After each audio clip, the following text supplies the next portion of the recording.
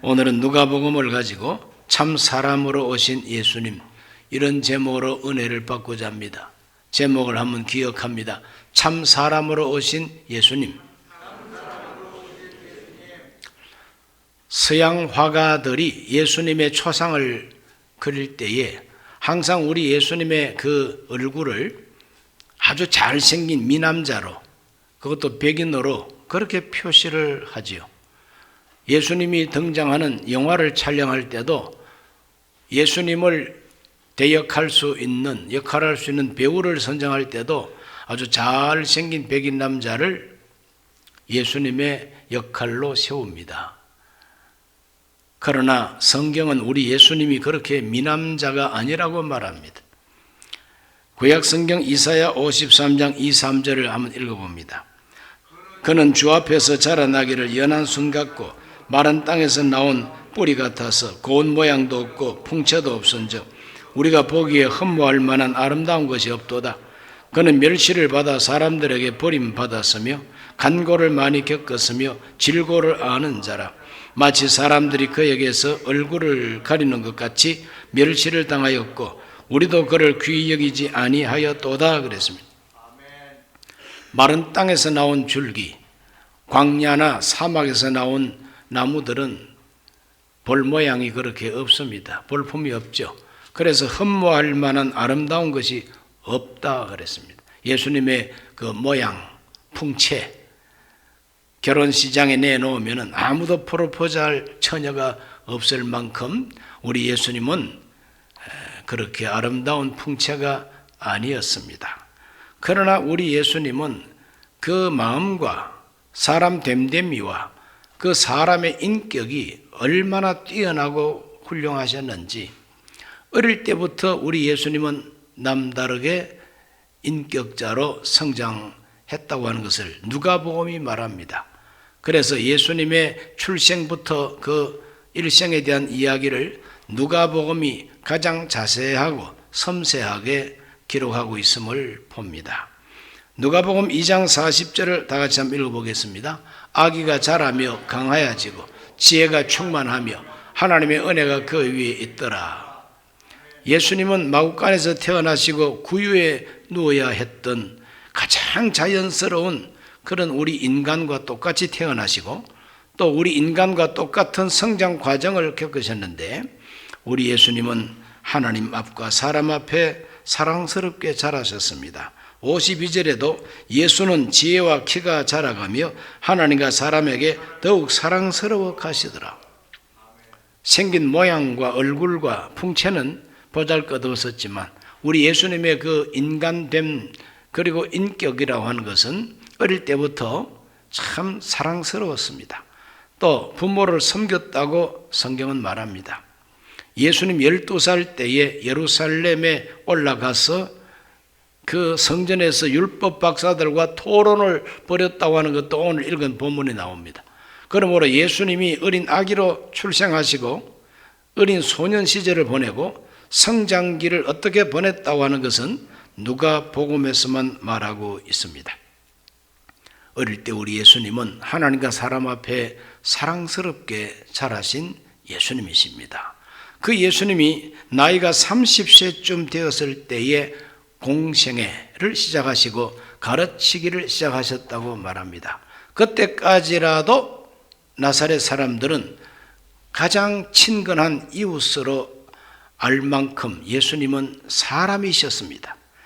우리가 부활하신 예수님을 생각할 때 보좌 우편에 계신 높고 거룩한 분으로만 생각하지만 실제로 예수님이 땅 위에 사실 때는 가장 친근하고 가장 마음씨 좋고 훌륭한 인격을 가진 이웃 사람이었습니다.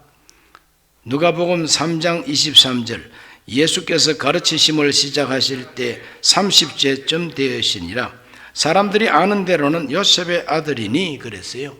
사람들이 아는 대로 요셉의 아들이라, 마리아의 아들 목수라, 이렇게 알고 있던 아주 친근하고 또 가까운 이웃 사람이 예수님이셨습니다.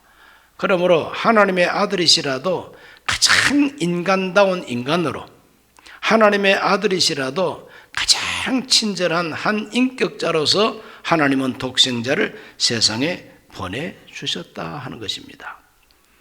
우리 예수님께서 비록 생긴 모습과 풍채는 흠모할 만한 것이 없었지만 그 예수님의 가르침은 하나님의 지혜의 가르침이었고 그 예수님의 인격은 최고의 인격, 정말 참 사람이셨고 그 예수님의 능력은 하나님의 능력이었던 것입니다.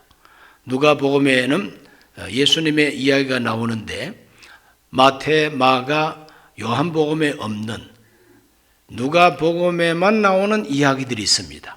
오늘은 그 누가복음에만 나오는 이야기를 통해서 하나님이 가장 멋진 한 사람을 우리의 구세주로 세상에 보내셨다고 하는 것을 한번 알아보려고 그럽니다. 첫째로 한 과부를 보시고 불쌍하게 여기시는 우리 예수님의 모습을 7장에서 발견합니다. 7장 11절과 12절입니다. 그 후에 예수께서 나인이란 성으로 가실새 제자와 많은 무리가 동행하더니 성문에 가까이 이르실 때에 사람들이 한 죽은 자를 메고 나오니 이는 한 어머니의 독자요 그의 어머니는 과부라 그 성에 많은 사람도 그와 함께 나오거늘 그랬습니다. 나인이라고 하는 성문 가까이 가셨는데 그 성 안에서 사람들이 확 나옵니다. 장례식입니다. 한 시체를 메고 장례하러 나오는데 한 여자가 정말 통곡하며 울면서 따라 나옵니다. 온 동네 사람들도 다 눈물을 흘리면서 함께 장례를 치르기 위해서 나옵니다. 우리 예수님께서 그 우는 여자를 딱 보십니다. 그 여자는 과부였고 그 죽은 자는 그 여자의 독자, 외아들이라. 남편 죽고 외아들마저 죽었으니 하늘이 무너지는 것 같은 절망과 슬픔, 아무도 위로할 수 없는 슬픔으로 울고 있는 이 과부를 우리 예수님께서 보시고 불쌍하게 여기셨다고 했습니다. 7장 13절을 보면은 주께서 과부를 보시고 불쌍히 여기사 울지 말라 하시고 우리 예수님께서 그 울고 있는 과부를 유심히 보십니다. 우리 예수님은 하나님이시니까 그 과부가 어떠한 형편에 있고 어떠한 마음을 가지고 저렇게 우는가 하는 것을 주님 다 아십니다. 보시고 본다는 게 참 중요해요.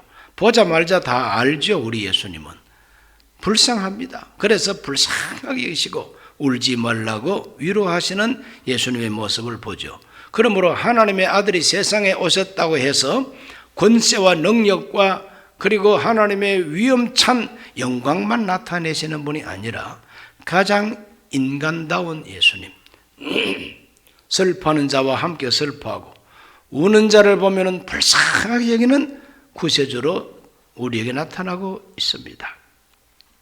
자, 우리 예수님께서 불쌍히 여기시고 울지 말라 위로하셨는데 아들 죽고 울고 있는 이 여성에게, 이 과부에게 울지 말라고 말한다고 해서 안 웁니까?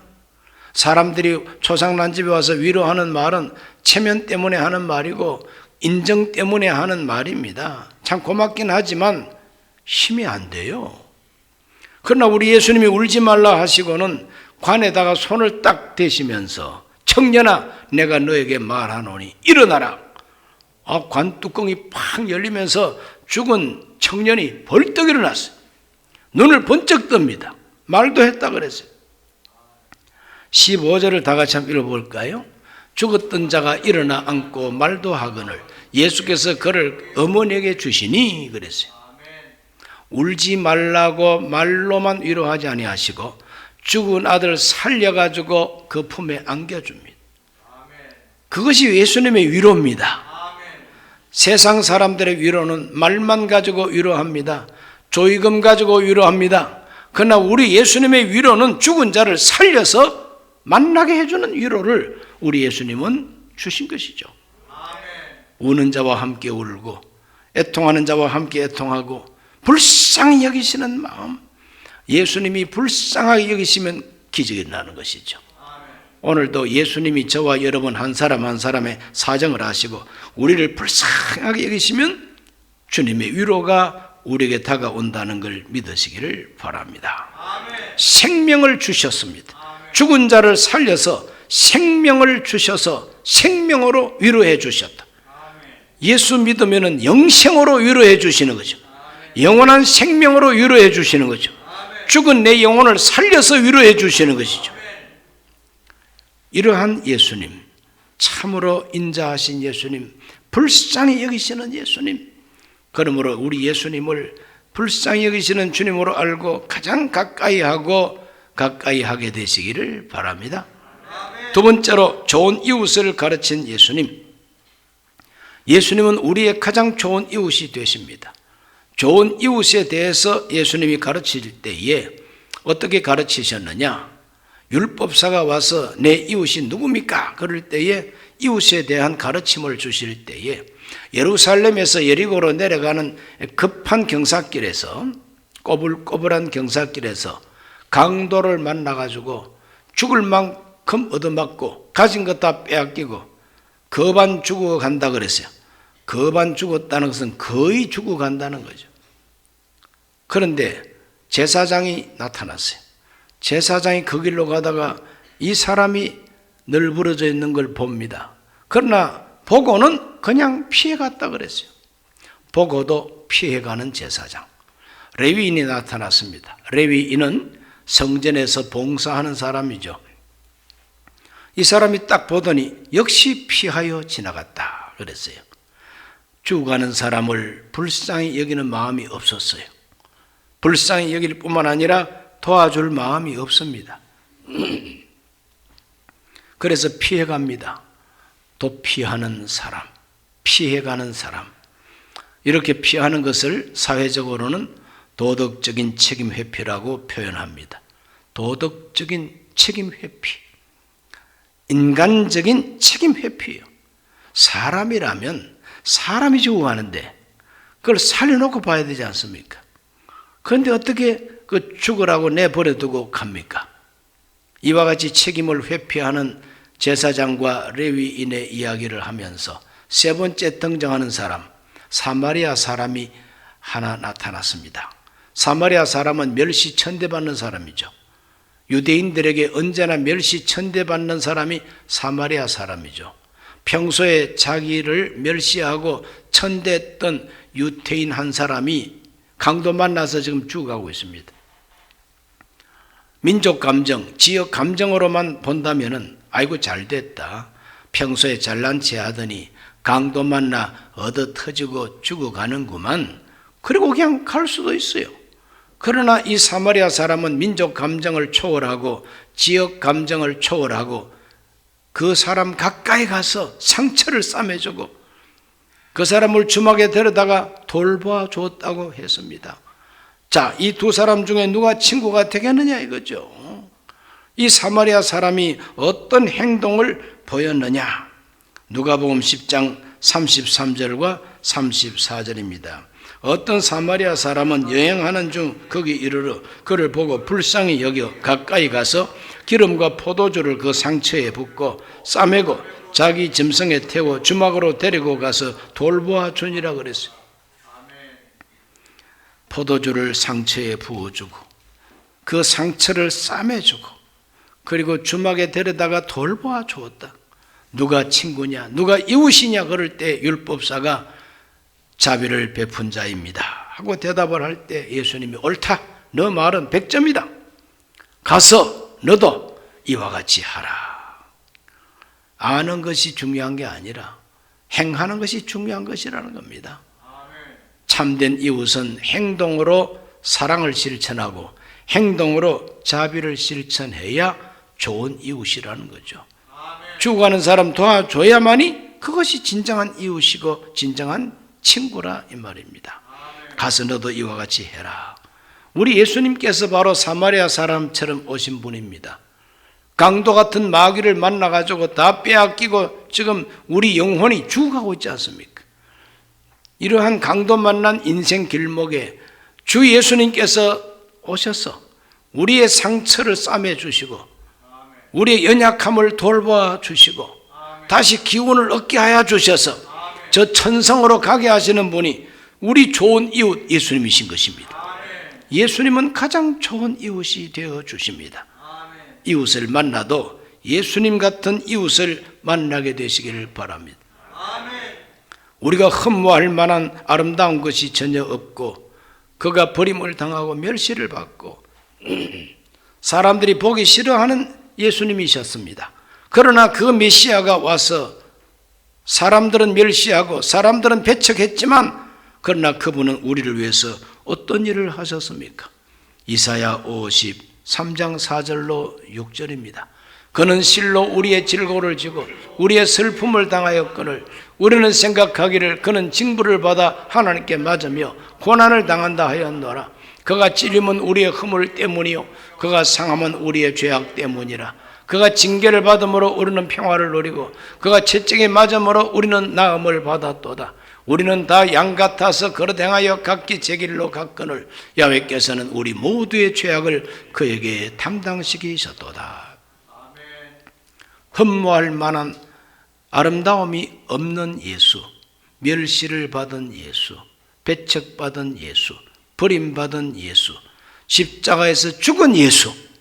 그런데 그 예수가 우리를 위해서 상처를 싸매주고 우리의 연약함을 돌봐주시는 분이 되신 겁니다. 어떻게? 부활하심으로, 살아계심으로, 지금도 성령으로 부활의 능력으로 우리의 상처를 싸매시는 분이 예수님이십니다.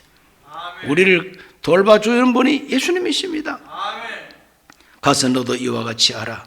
가서 너도 이와 같이 하라.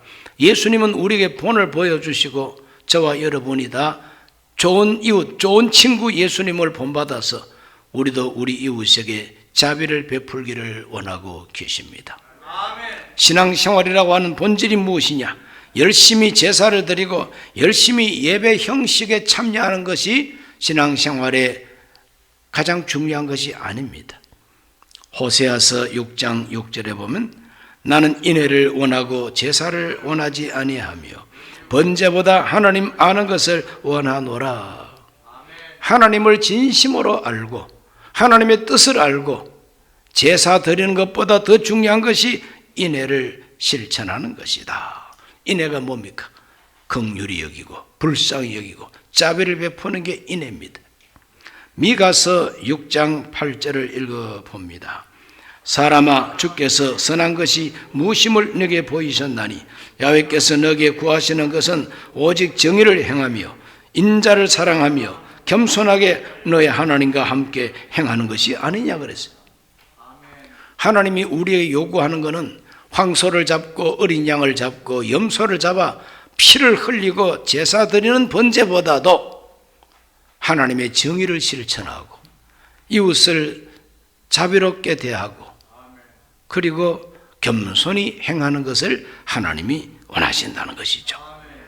오늘 우리 예수님은 선한 이웃이 되어 주시기 위하여 세상에 오셨고 믿는 우리가 다 주님처럼 좋은 이웃 되기를 원하고 계십니다. 세 번째로 누가복음에서는 다시 찾은 기쁨을 예수님은 가르쳐 주셨습니다. 다시 찾은 기쁨.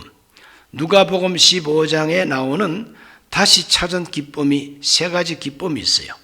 잃어버린 양을 찾은 목자의 기쁨, 잃어버린 드라크마 동전을 다시 찾은 여인의 기쁨, 탕자가 되어서 집 떠난 아들을 다시 찾은 아버지의 기쁨, 이 세 가지 기쁨이 나와요. 다시 찾으면 다 기쁘죠. 양을 다시 찾았으니 기쁘고 동전을 다시 찾았으니 기쁩니다.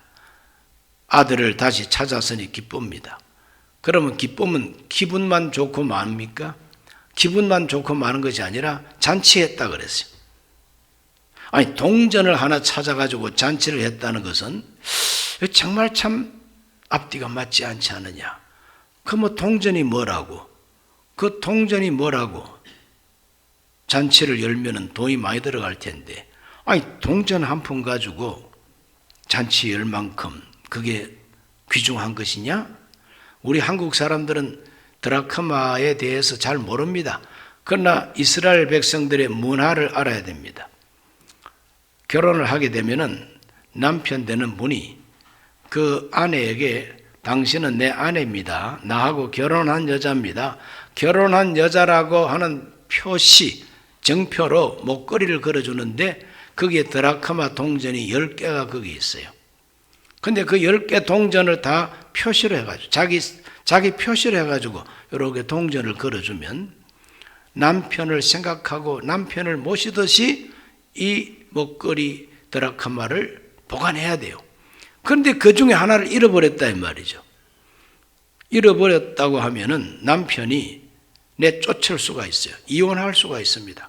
그만큼 가치 있고 귀중하고 엄중한 것이 이 드라크마 하나하나가 중요하단 말이죠.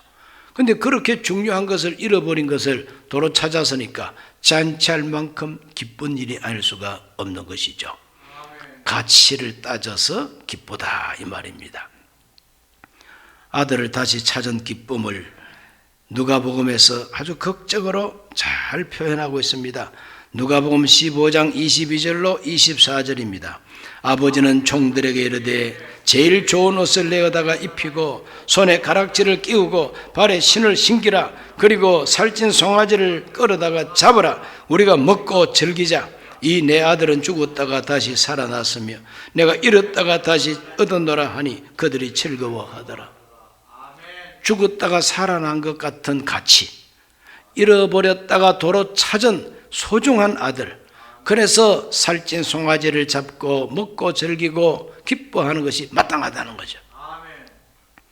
그 집의 맏아들이 하루 종일 밭에서 일하다가 땀을 흘리고 그래서 집으로 오는데 모처럼 자기 집에서 풍악 소리가 들립니다. 이게 웬일이냐?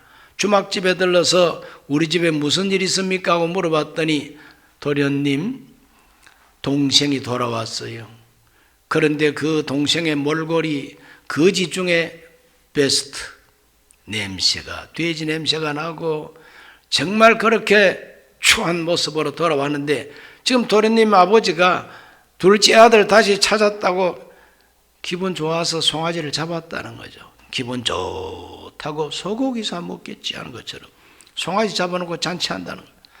그 맏아들이 그 소리 들으니까 화산이 폭발하듯이 성질이 났어요. 아니, 나는 평생 아버지를 섬긴다고 오늘 또 뼈가 빠지도록 일을 하고 이렇게 돌아와도 닭새끼 한 마리도 안 잡아주고 염소 새끼 한 마리도 안 잡아준 우리 아버지가 이 탕자가 돌아오니까 살찐 송아지를 잡아놓고 잔치를 한다니까 동생하고 이렇게 비교를 해보니까 너무 기분이 안 좋은 거예요. 그래 집에도 안 가고 주막집에 앉아서 막걸리만 계속 마시고 앉아 있습니다. 그 소식을 듣고 아버지가 나와서 등을 두드리면서 들어가자야. 그럴 때 큰아들이 그런 불평을 합니다. 아버지, 한번 생각해 보세요. 따져봅시다. 내가 이날 입대까지 얼마나 아버지를 섬겼어요. 그런데 송아지 한 마리를 잡아주기는커녕 염소도 한 마리 안 잡아주더니 아버지 재산 절반을 날려버린 이 녀석이 돌아오니까 뭐 잔치를 벌여요? 살찐 송아지를 잡아요? 이게 말이 됩니까? 아버지한테 따졌어요. 그럴 때 아버지가 대답한 말이 15장 32절입니다. 이 너의 동생은 죽었다가 살아났으며 내가 잃었다가 얻었기로 우리가 즐거워하고 기뻐하는 것이 마땅하니라 그랬어요. 송아지가 문제냐? 네 동생이 송아지보다 못하냐? 내 아들이 송아지보다 귀하지. 죽었다가 살아난 아들, 잃어버렸다가 도로 찾았으니 기뻐해야 마땅하지 않느냐? 오늘 우리 하나님은 가치를 따져서 기뻐합니다. 오늘 저와 여러분들도 하나님과 함께 같은 관점을 가지고 가치를 따라 기뻐하고 가치를 따라 세상 살게 되시기를 죄름으로 축원합니다. 무엇을 다시 찾았느냐 하는 것이, 무엇을 다시 찾았느냐, 내가 다시 찾은 것이 로또 복권을 다시 찾았느냐, 그게 아니에요. 내가 다시 찾은 것이 영원한 생명을 찾았고 내가 다시 찾은 것이 내 죽은 아들이 살아나는 것처럼 하나님과의 관계가 다시 살아났다. 얼마나 소중합니까? 기뻐하고 즐거워해야 마땅하지요.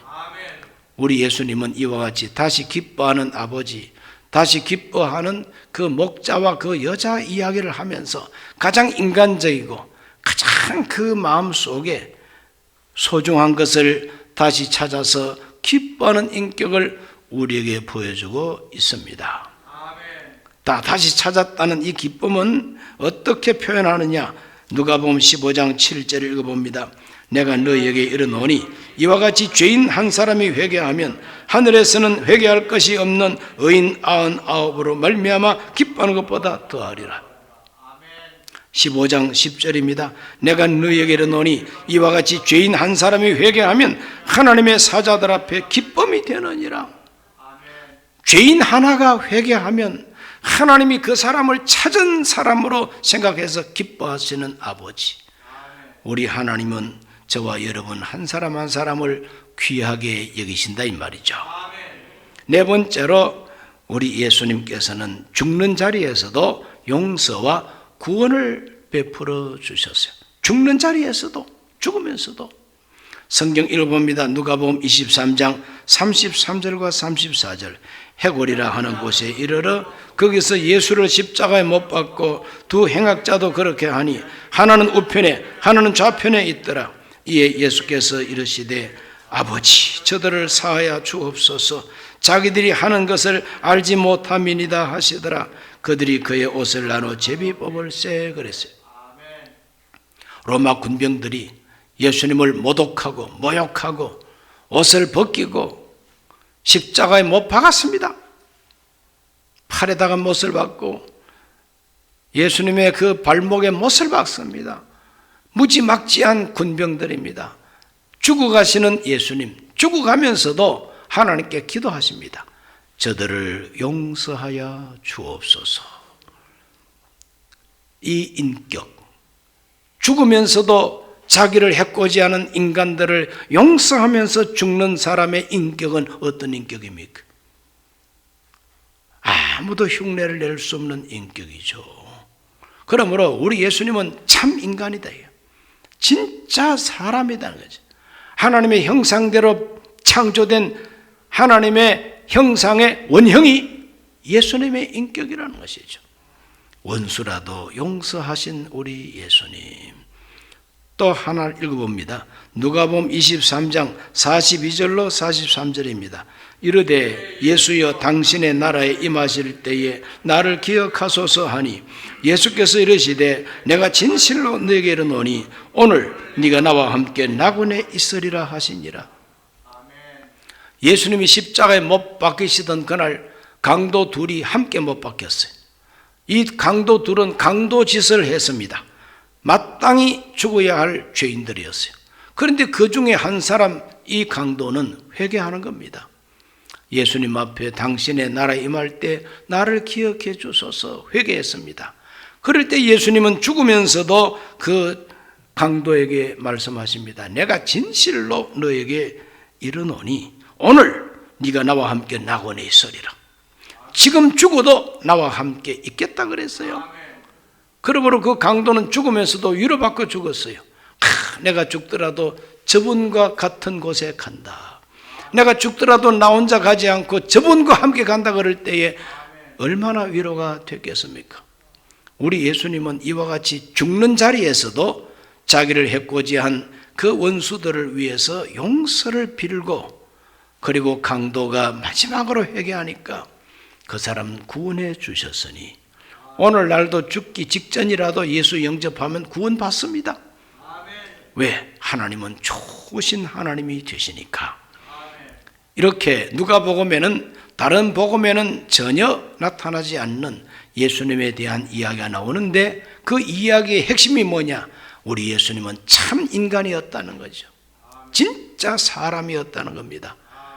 진짜 사람의 마음을 가지고 오셔서 우리를 불쌍히 여겨주시고 기적으로 위로해 주시고 좋은 친구가 되어주시고 이웃이 되어주시고 자비를 베풀어 주시고 우리를 잃어버렸다가 다시 찾은 아들로 취급해 주시고 죽으면서도 우리 예수님은 우리를 용서하시고 우리에게 천국의 약속을 주신다는 것이죠. 이렇게 좋은 예수님이 우리의 주님이 되십니다. 예수님을 믿으시기를 바랍니다. 더 가까이 하시기 바랍니다. 그 예수님 본받아 가시기를 바랍니다. 닮아 가시기를 바랍니다. 이것이 누가복음 핵심 내용입니다. 기도하겠습니다. 존귀하신 아버지 하나님, 참 사람으로 오셔서 우리에게 사람의 인격을 잘 보여주신 우리 예수님, 우리가 다 예수님을 닮게 하여 주시옵시고, 가장 선한 인간으로 오셔서 우리를 불쌍히 여기시고 위로하신 예수님, 지금도 여전히 주님은 우리 곁에 오셔서 우리를 불쌍히 여기고 계심을 믿습니다. 자비를 베푸심을 믿습니다. 다시 찾고 계심을 믿습니다.